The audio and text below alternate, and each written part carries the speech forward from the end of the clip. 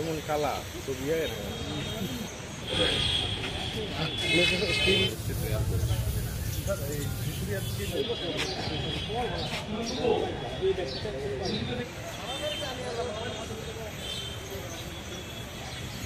ছাব্বিশ তারিখে তমজিৎ দাস একজন টিচার, উনি গোলবাজারে এসেছিলেন ওনার বাজার করতে। তো বাইকটা রেখে উনি বাজার করতে গেছেন।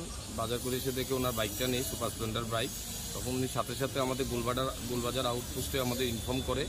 গোলবাজার আউটপোস্টের ওসি এসআই শুভেন্দু দাস ওনার স্টাফ নিয়ে ওই জায়গাটা ভেরিফিকেশন করে এবং আশেপাশে সিসিটিভি আছে। সিসিটিভি দেখে আমরা দেখতে পাই যে একজন লোক ওনার বাইকটা নিয়ে গেছে। তো ওকে আইডেন্টিফাই করা হয়, তার নাম টুটন দাস। সে আগেও আমাদের এই থানাতে বাইক চুরির কেসে অ্যারেস্ট হয়েছিল। তাকে আমরা উঠে আনি, তাকে জিজ্ঞাসাবাদ করার পর তার সাথে আরও দুজন লোক ছিল, রুবেল হোসেন এবং বিশ্বজিৎ সাহা। তাদের দুজনকেও আমরা তুলে আনি। তাদের জিজ্ঞাসাবাদ করার পর জানতে পারি গত পরশু দিনের বাইকটা এবং এর আগেও একটি বাইক চুরি হয়েছিল ভুতুরিয়ার এখান থেকে, কাওয়াসাকি বাইক। দুটা বাইক আগরতলা রেল স্টেশনে আছে এবং সেখান থেকে আমরা দুটা বাইক রিকভারি করে নিয়ে আসি। তো এখন তাদের বিরুদ্ধে আমরা একটা কেস নিয়েছি। তাদের আজকে পুলিশ রিমান্ড চেয়ে কোর্টে পাঠাবো।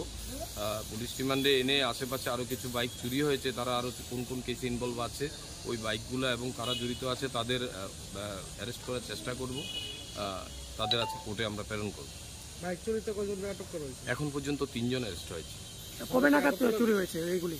একটা 26 তারিখে হয়েছে আর একটা 2 দিন আগে হয়েছে। আরো তো কোথেকে আজকে এগুলি মানে রিকভারি হয়েছে আগরতলা রেল স্টেশন থেকে, পার্কিং প্লেস থেকে।